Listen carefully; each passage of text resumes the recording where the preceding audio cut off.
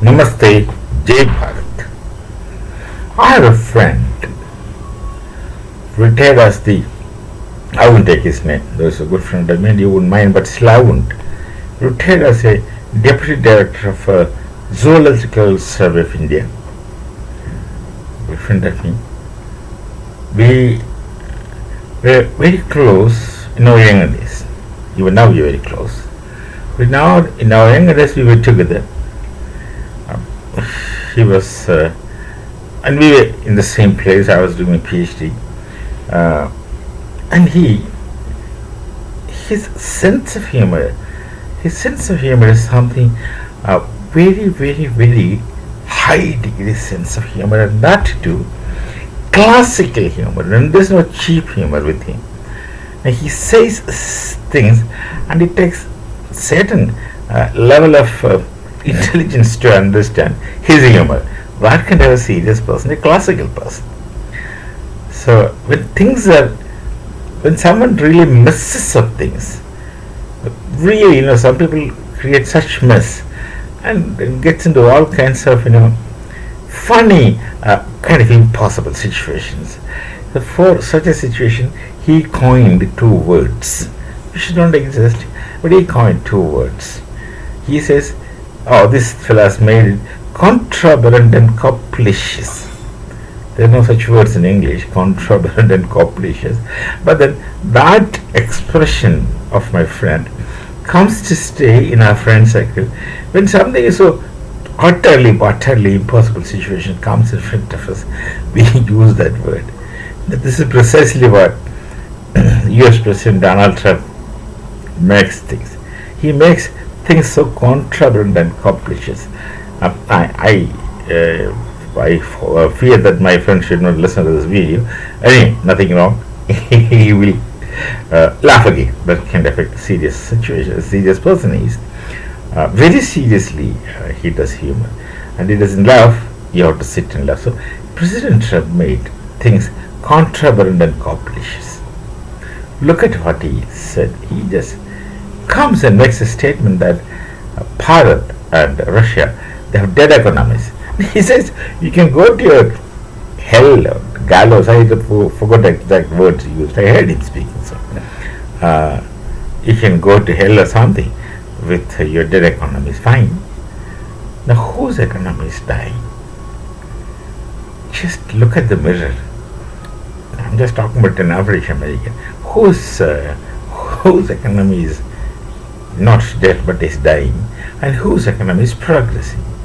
Now, Russia's infrastructure is such strong, they're much more disciplined than others, and I doubt to what extent other people are disciplined. I am not telling names but nations, but the Russians are very, very disciplined, and people of Bharat also are very disciplined to that extent, in spite of the insurgencies created into our societies by people from outside. So he speaks of dead economy, but actually, if you inspect, and if President Trump introspects, he would understand where the economy is declining, or not progressing at least. Look at the problem. The US is already in debt, millions of dollars in debt, and they pay interest to a certain amount. They know it. Why should I repeat? They pay interest, and they have unemployment. After President Trump comes into power, the unemployment is on the rise, and he actually making people retire or asking them to leave job. And market prices are going up, again because of his economic policies. Prices are going up. The people in US are facing this music, rap music in their style, and if it is in Bharat, we will go for classical music, but nonetheless music. They face music. Things are moving from bad to worse. In spite of that, he says that Bharat is a dead economy, Russia is a dead economy. All right, is it? I'll ask this question definitely. is President Trump studying for Rahul? Rahul, who's opposition leader, is he studies to become like him? Because this man is completely understood by the whole people of Bharat, in spite of party affiliations. There are many people who are still Congress. There are many people who are still with the Congress party.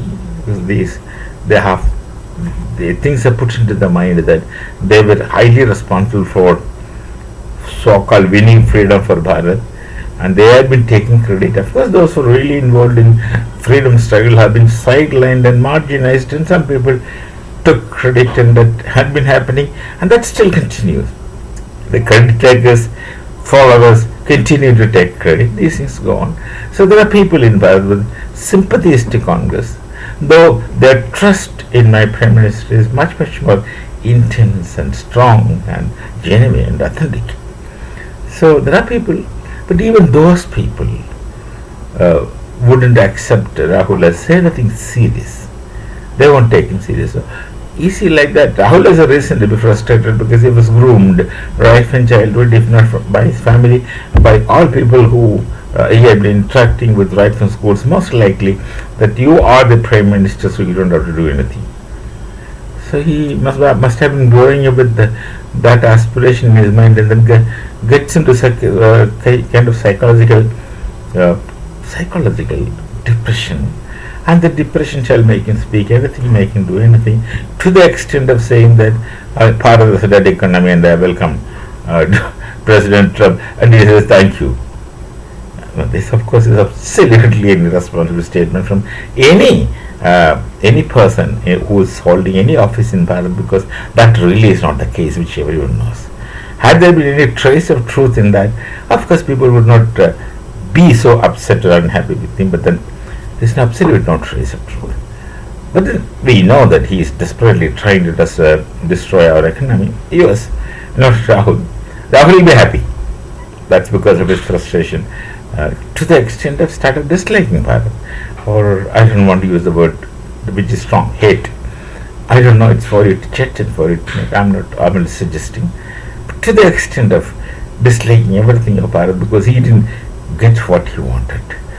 So this is a psychological problem which you can think and try to understand. So it's very interesting that you make. See, President Trump has really made a situation which is contraband and capricious. He created a lot of problem.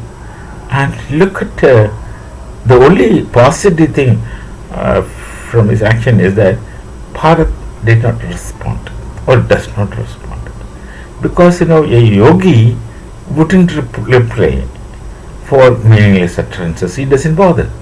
He knows what has been said, and where a reply is called for a reply.